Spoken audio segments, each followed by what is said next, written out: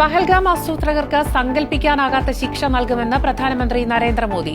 ഇന്ത്യയുടെ സമാധാനം തകർക്കാൻ ഭീകരർക്കാകില്ല. തിരക്കിട്ട കൂടിയാലോചനകളുമായി കേന്ദ്ര സർക്കാർ.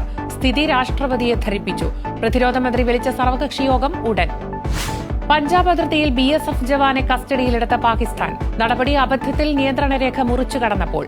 മോചനത്തിന് ശ്രമം തുടങ്ങി. ഇന്ത്യൻ നയതന്ത്ര മിന്നലാക്രമണത്തിന് പാകിസ്ഥാന്റെ മറുപടി. ഷിംല കരാർ അടക്കം മരവിപ്പിക്കും. ഇന്ത്യൻ വിമാനങ്ങൾക്ക് പാക് വ്യോമപാത അനുവദിക്കില്ല. സിന്ധു നദീജല കരാർ മരവിപ്പിച്ചത് യുദ്ധസമാനമെന്നും പാകിസ്ഥാൻ. ആദായനികുതി അടയ്ക്കാത്ത ക്രൈസ്തവരെ കണ്ടെത്തണമെന്ന വിദ്യാഭ്യാസ വകുപ്പ് ഉത്തരവിൽ മലപ്പുറം ജില്ലാ വിദ്യാഭ്യാസ ഓഫീസർ ഉൾപ്പെടെ 4 പേർക്ക് സസ്പെൻഷൻ. തിരുവനന്തപുരത്ത് ചെടിക്കട ജീവനക്കാരി വിനീതയെ കുത്തിക്കൊന്ന രാജേന്ദ്രന് വധശിക്ഷ. കോട്ടയം ഇരട്ടക്കൊലക്കേസ് പ്രതി അമിത് ഉറാൻ കൊല നടത്താനെത്തുന്ന ദൃശ്യങ്ങൾ പുറത്ത്.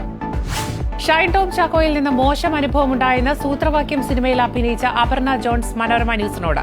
ഷൈനിനെതിരായ വിൻസിയുടെ പരാതി ഫെഫ്ക അട്ടിമറിച്ചെന്ന ആരോപണവുമായി ഫിലിം ചേംബർ മോണിറ്ററിംഗ് കമ്മിറ്റി അംഗവും നിർമ്മാതാവും.